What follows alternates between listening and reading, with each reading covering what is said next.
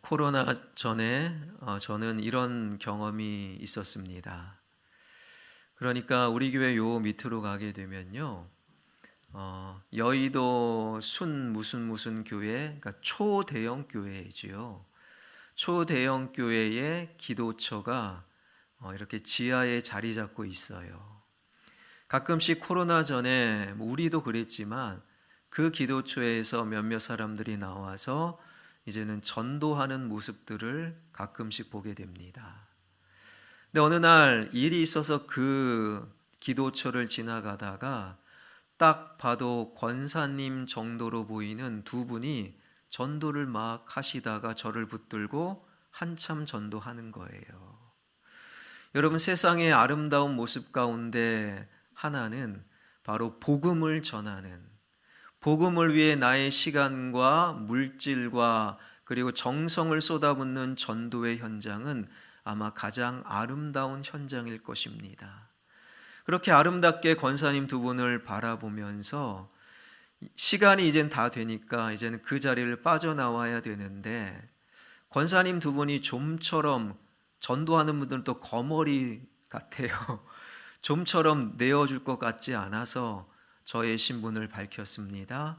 권사님들이시죠? 수고하십니다.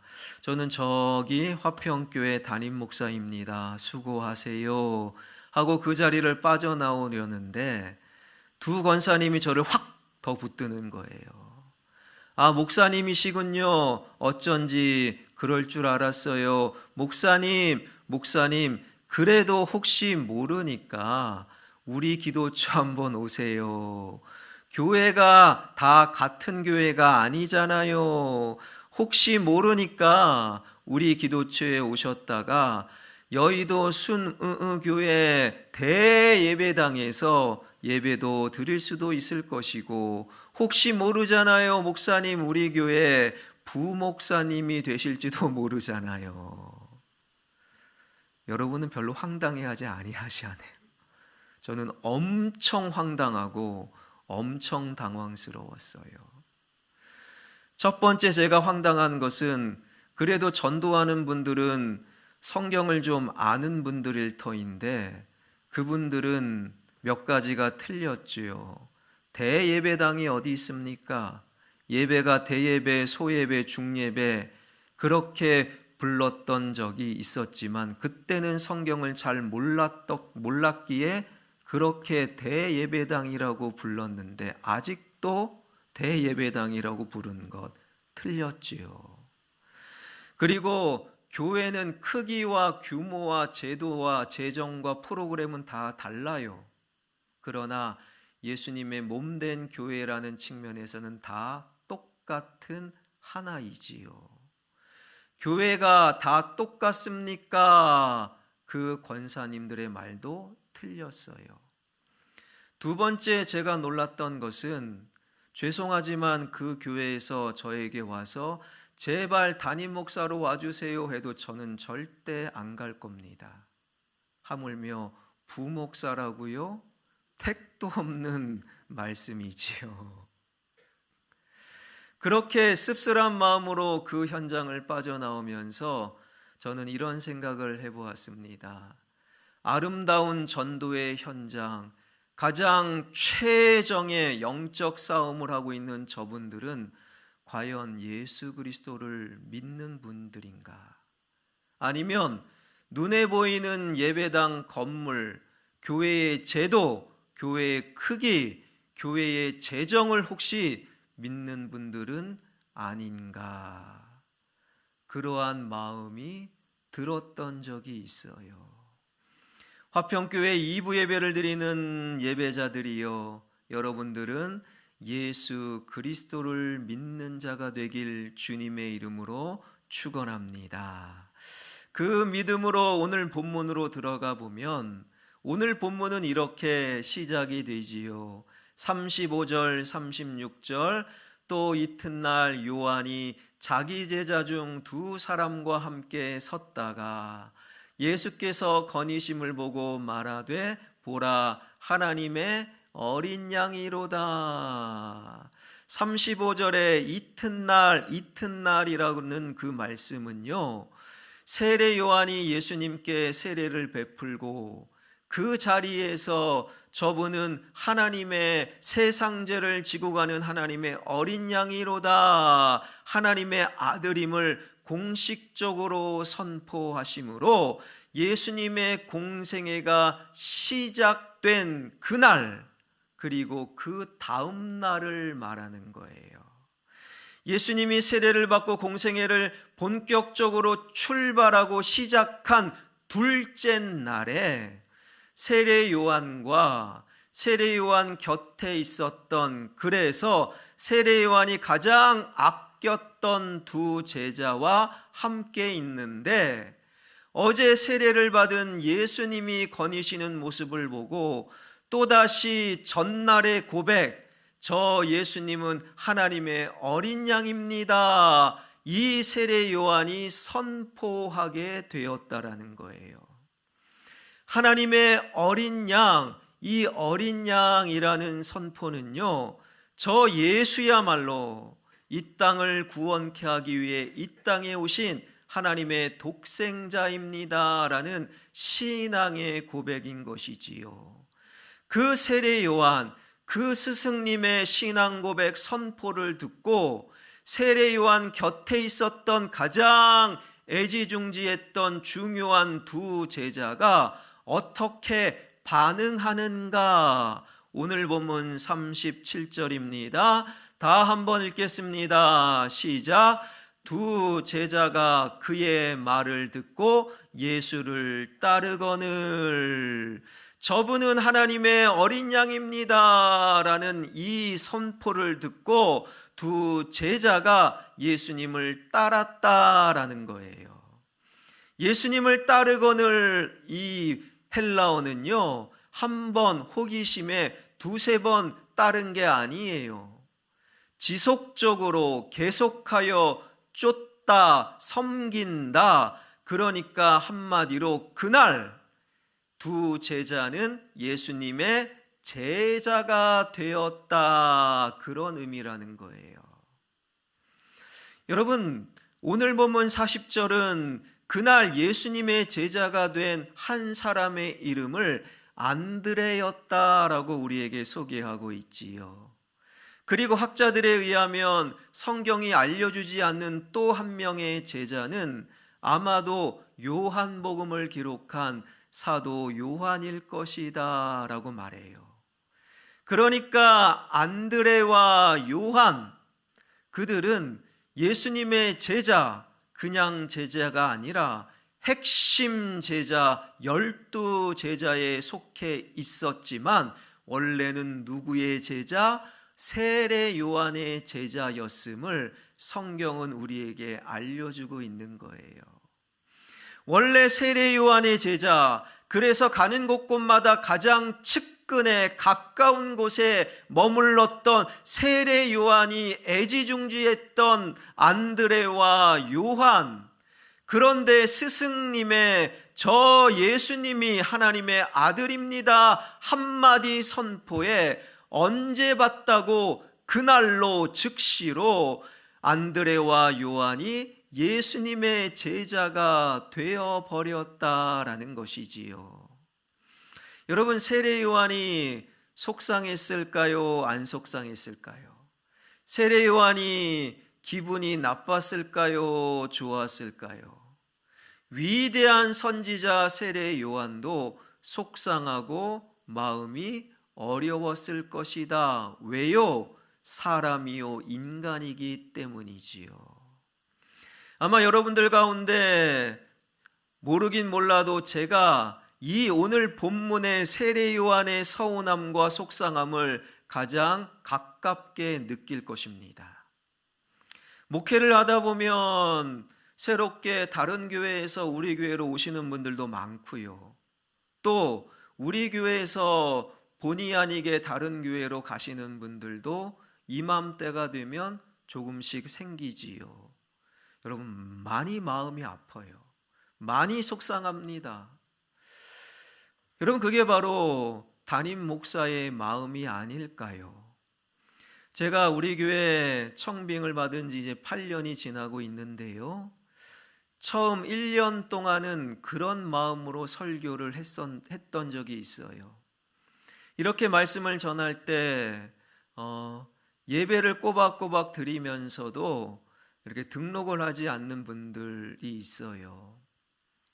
그런데 그때는 그분들이 더 크게 보였지요. 물론 지금은 아닙니다. 그러면서 그 1년 동안은 한 1년 정도는 그런 마음으로 설교를 했던 것 같아요. 오늘 설교 대박나라. 그래서 등록하지 않는 저분들의 마음과 영혼을 확 사로잡아서 우리 교회 다음 주 등록하게 만들자. 이것은 좋은 목사의 마음은 아닐 것입니다. 그런 마음으로 한 1년 정도 설교를 했던 적이 부끄럽지만 있어요. 그런데 그때를 회상해 보면요, 공교롭게도 다음 주에 그냥 등록하는 분들도 계셨고, 그리고 놀랍게도 다음 주에 아예 교회에서 안 보이는 분들도 더러 있었다라는 거예요. 그러면 예수님 찾아왔다가 예수님 찾아 다른 곳으로 갔구나 이렇게 생각해야 되는데, 그때는 그런 생각이 안 드는 거예요. 속상한 거예요. 서운한 거예요. 마치 무슨 시험에서 떨어진 것처럼 실패감을 느낄 때가 1년 정도 있었어요. 그러나 하나님의 은혜로 말씀을 더 묵상하며 담임 목회를 이어가면서 지금은 제가 달라졌습니다. 서운하지 않아요. 속상하지 않아요 라고 말한다면 거짓말이지요. 서운해요. 속상해요. 그러나 그런 마음이 더 크게 드는 것은 바로 예수님 따라 왔다가 그분들이 목사 접으려고 온 게 아니잖아요. 목사가 최선을 다해 가르쳐야 될 진리 대신 예수님 따라 왔다가 필요에 따라 예수님 따라 갔을 뿐, 예수님 찾아왔다가 예수님 찾아갔습니다. 그런 마음이 더 크게 드는 거예요. 그래서 이제는 예수님 따라가는 자들, 그분들을 향하여 지금은 축복을 합니다.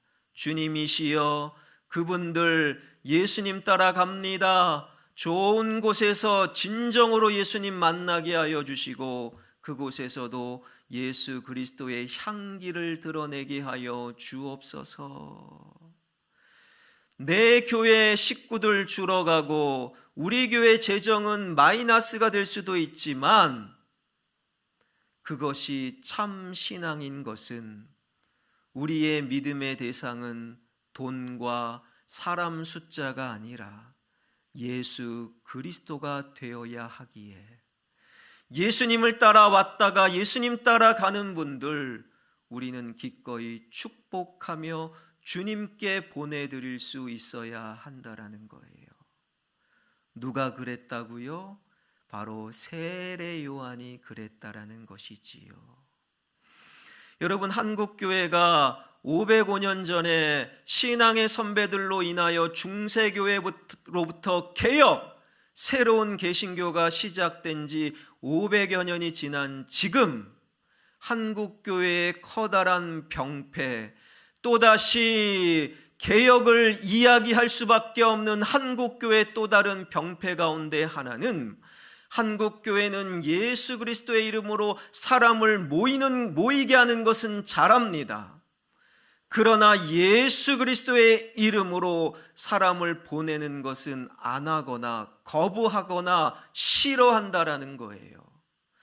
그러한 결과 교회를 통하여 예수 그리스도를 쫓는 그리스도인이 아니라 특정한 교파, 특정한 교회, 특정한 목사에 묶여있는 목사의 제자, 교인들을 만들어내는 한국교회, 그러한 교회들마다 그리스도인이 아니라 교인들이 늘어나는 교회들마다 안타깝게도 예수 그리스도의 복음은 점점 줄어들어가는 한국교회.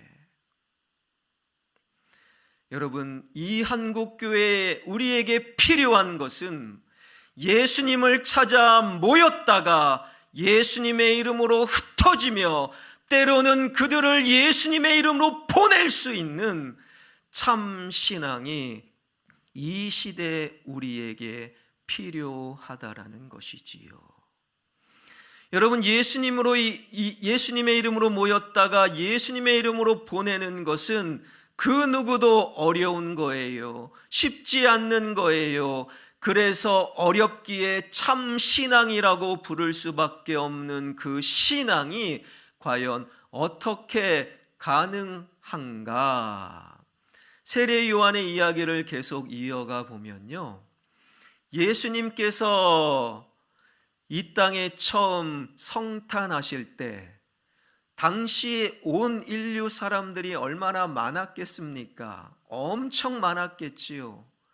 그런데 그 수많은 인류 가운데 예수 그리스도를 정확히 알아본 사람들은 극히 소수였어요. 어머니 마리아, 아버지 요셉이 먼저 알아봤겠고요. 그리고 목자들과 동방박사가 알아봤겠지요. 그리고 시므온과 안나 정도, 그냥 손에 꼽을 정도 극히 소수가 아기 예수의 성탄을 알아보았습니다. 그리고 그로부터 30년이 지났지요. 오늘 본문 하루 전 예수님께서 성탄하신 지 30년이 흐른 뒤 예수 그리스도의 공생애를 본격적으로 시작하시면서 세례 요한에게 세례를 받으려 요단강에 찾아오셨잖아요. 그 요단강에 사람들이 얼마나 많았을까요? 세례 요한 보려고, 세례 요한의 가르침을 들으려고, 세례 요한에게 세례를 받으려고 요단강에 바글바글 수많은 인파가 모여들었어요. 마치 오늘 주일날 주일 예배 드리자 한국 교회당마다 예배당마다 바글바글 예배자들이 모여든 것처럼 요단강에 수많은 인파가 모여들었지요.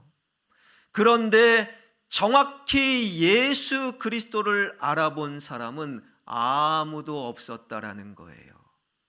바로 세례 요한만 예수 그리스도를 알아보았고, 세례 요한이 예수 그리스도를 알아보자 하나님의 아들입니다, 하나님의 어린 양입니다, 세례 요한이 선포하게 된 것이지요. 아니, 어떻게 세례 요한만 수많은 인물들, 수많은 사람들 가운데 예수 그리스도를 진정으로 알아볼 수 있었는가? 세례 요한이 똑똑해서, 세례 요한이 많이 배워서, 세례 요한이 경험이 많아서가 결코 아니었다라는 거예요.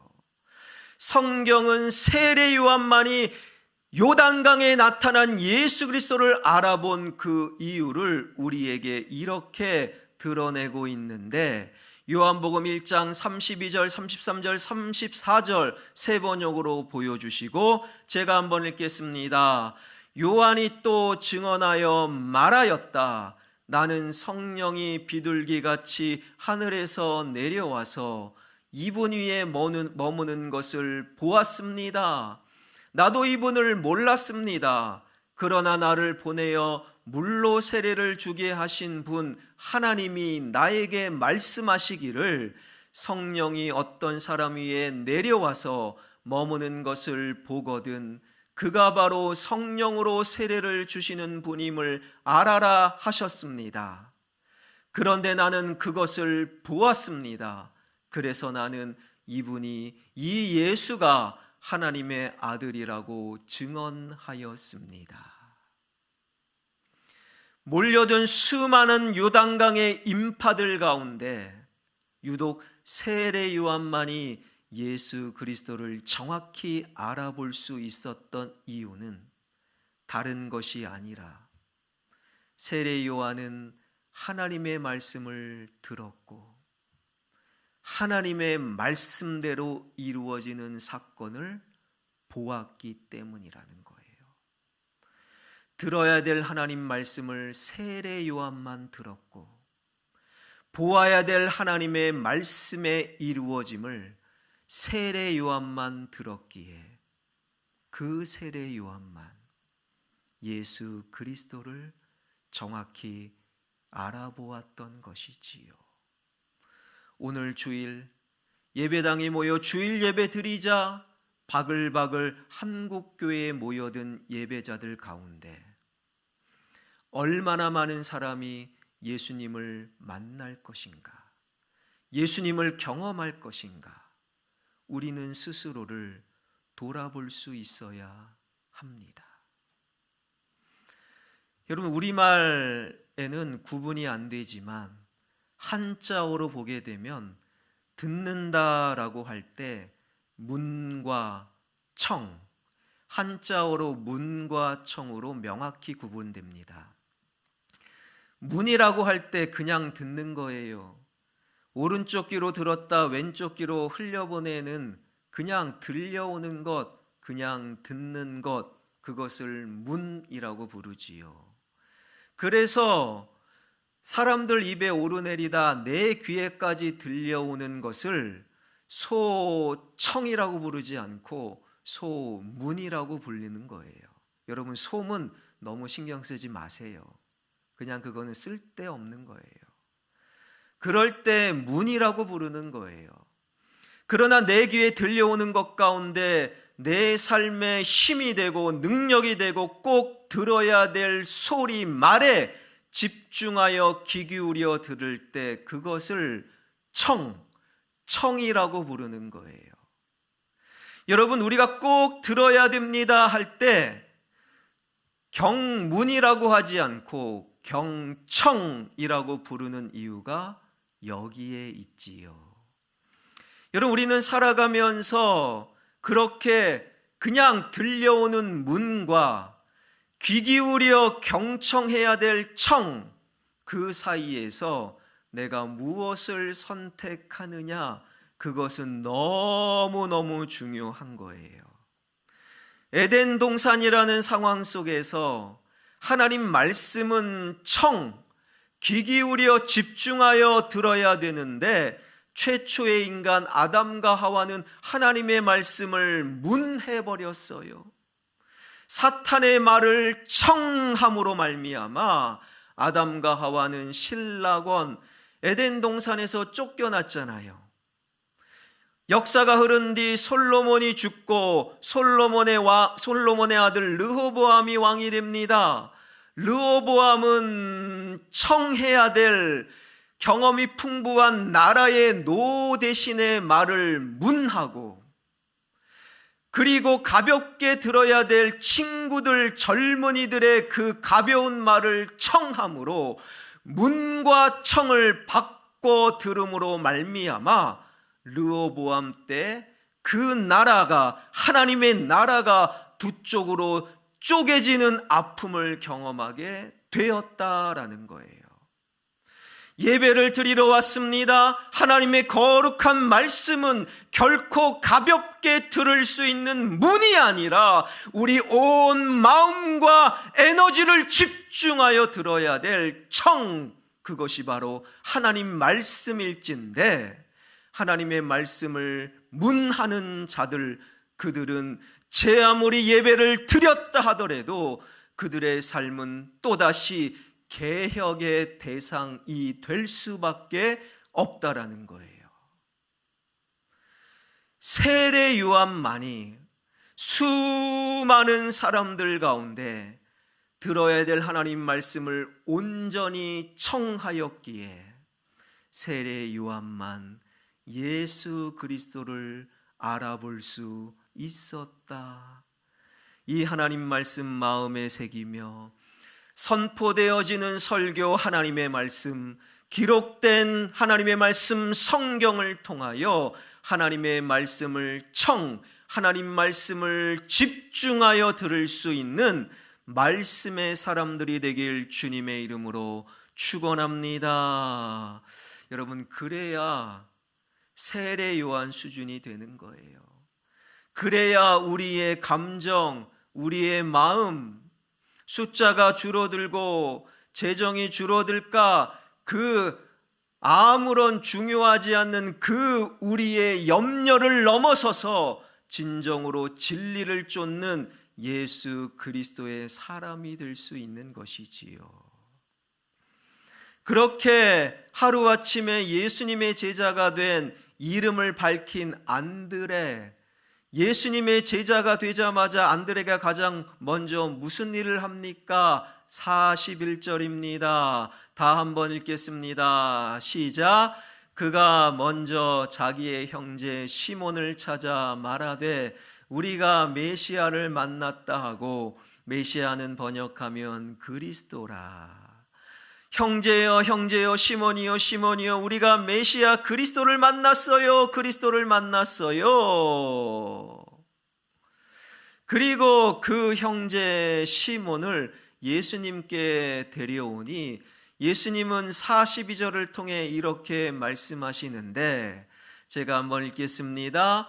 시몬을 데리고 예수께로 오니 예수께서 보시고 이르시되 네가 요한의 아들 시몬이니 장차 게바라 하리라 하시니라. 게바는 번역하면 베드로라.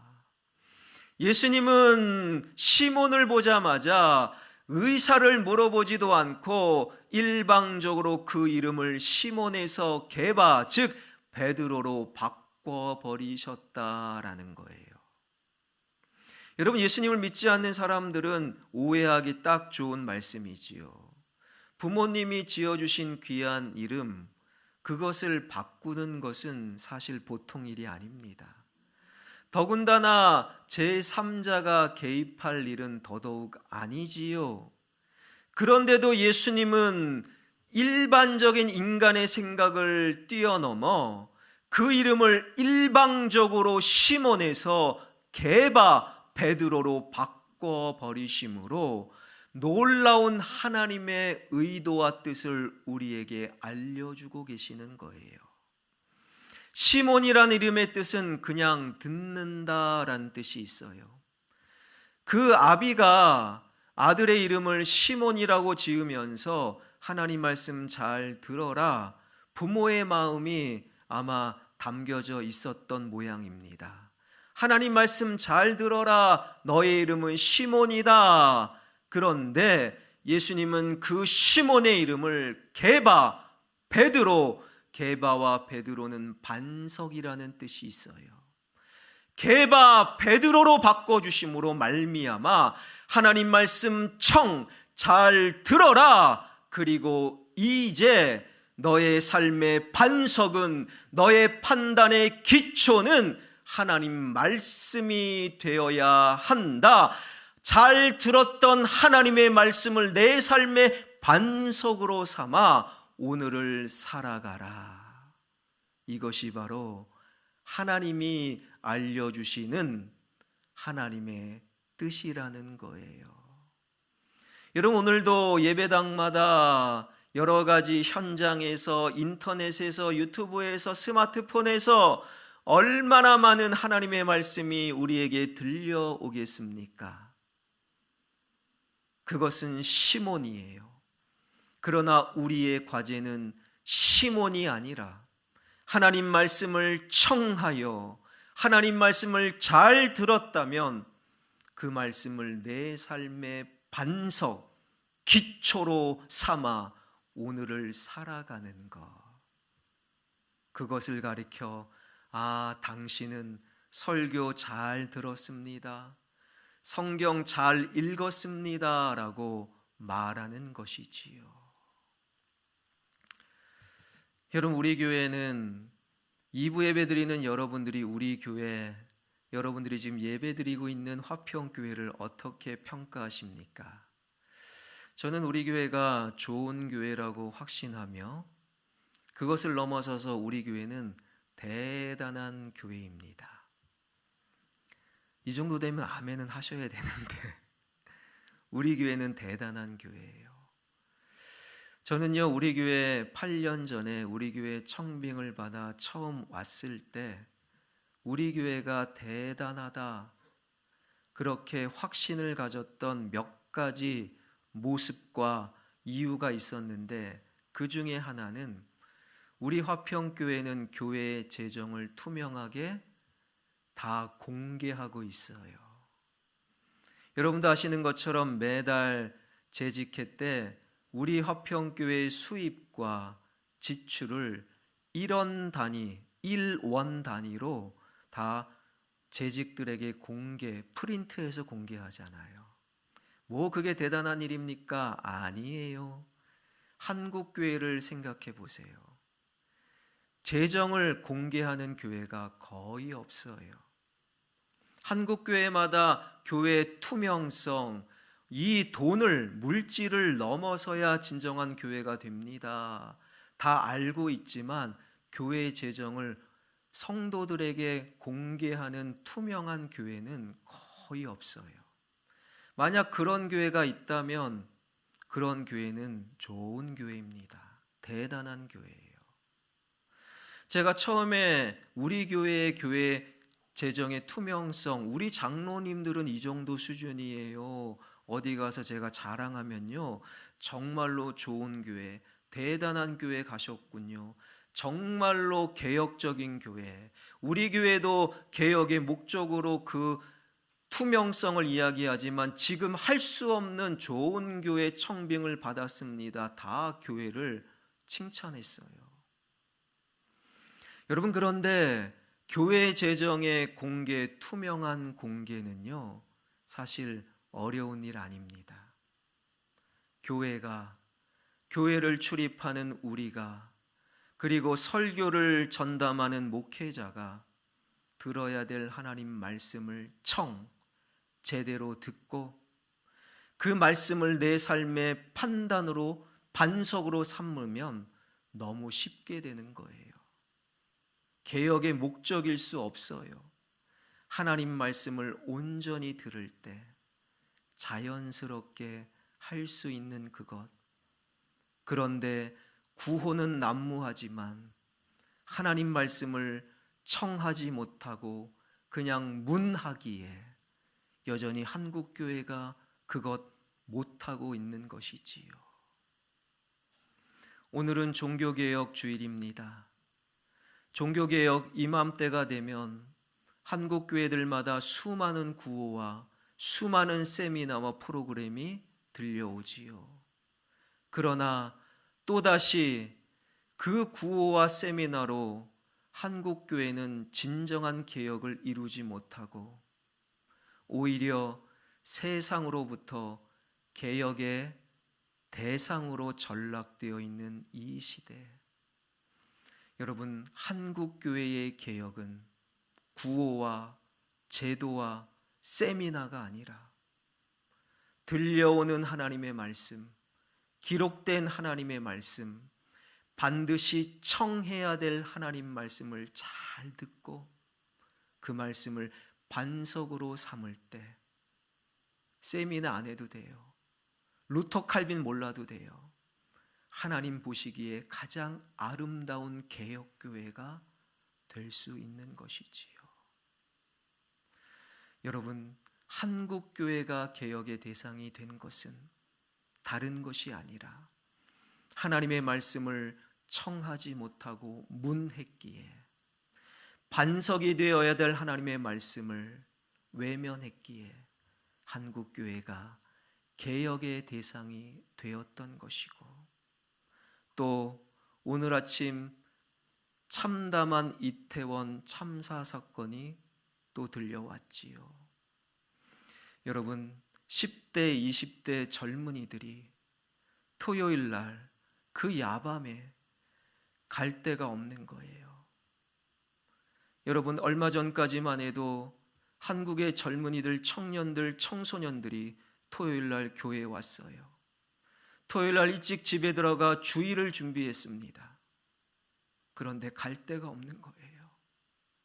그래서 인간이 만들어낸 할로윈이다 뭐다, 그 밤거리를 방황하는 10대, 20대들의 모습, 그것은 할로윈을 없애자, 누구를 탓하자, 왜 거기에 갔느냐, 그것을 말하기 전에 한국교회가 진정으로 교회인가? 한국교회 설교를 전담하는 목회자가 진정으로 예수를 믿는가? 예배를 드리는 당신들이 진정으로 말씀 붙들고 살아가고 있느냐? 그 물음이 먼저 앞서 해야 된다는 것이지요. 사랑하는 성도 여러분, 하나님 말씀을 잘 들으십시오. 하나님의 말씀을 다른 것이 아니라 여러분 삶의 반석으로 삼으십시오. 그렇게 될 때만 진정으로 우리 교회는 교회요, 진정으로 우리 예배는 예배가 될 것이고, 우리 교회를 통하여, 그런 한국 교회를 통하여 수많은 사람들이 하나님을 만나고 수많은 사람들이 하나님을 경험하게 될 것입니다. 그런 교회, 그런 우리 예배가 되길, 그런 성도들이 되길 주님의 이름으로 축원합니다.